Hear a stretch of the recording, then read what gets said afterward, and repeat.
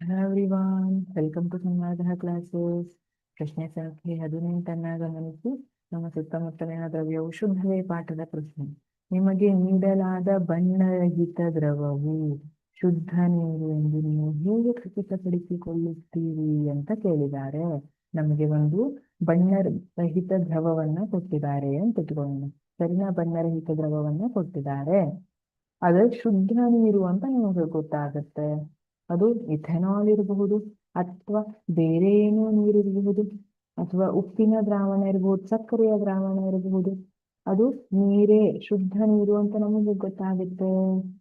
ಹೇಗೆ ಅಂದ್ರೆ, ಬಣ್ಣವಿಲ್ಲದ ದ್ರವ್ಯವು ಶುದ್ಧವಾಗಿದೆಯೇ ಎಂದು ಕುದಿಸುವ ಮೂಲಕ ಖಚಿತಪಡಿಸಬಹುದು. ನಾವು ನೀರನ್ನ ಕುದಿಸುವುದರ ಮೂಲಕ ಅದನ್ನ ಖಚಿತಪಡಿಸಬಹುದು. ಒಂದು ವೇಳೆ ಅದು 100 ಡಿಗ್ರಿ ಸೆಲ್ಸಿಯಸ್ನಲ್ಲಿ ಕುದಿತಾ ಇದ್ರೆ ಅದನ್ನ ಶುದ್ಧ ನೀರು ಎಂದು ಕರೆಯಲಾಗುತ್ತದೆ. ಒಂದ್ ವೇಳೆ ನೀರನ್ನ ಕುದಿಸ್ತಾ ಇರ್ತೀವಲ್ಲ, ಅದು 100 ಡಿಗ್ರಿ ಸೆಲ್ಸಿಯಸ್ಗೆ ಕುದಿಲಿಕ್ಕೆ ಸ್ಟಾರ್ಟ್ ಆದ್ರೆ ಅದನ್ನ ಶುದ್ಧ ನೀರು ಅಂತ ಕರಿತೀವಿ.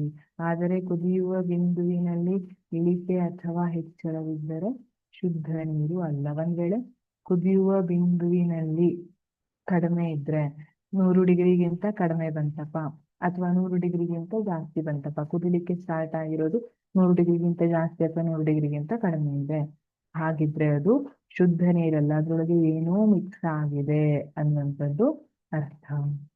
Thank you.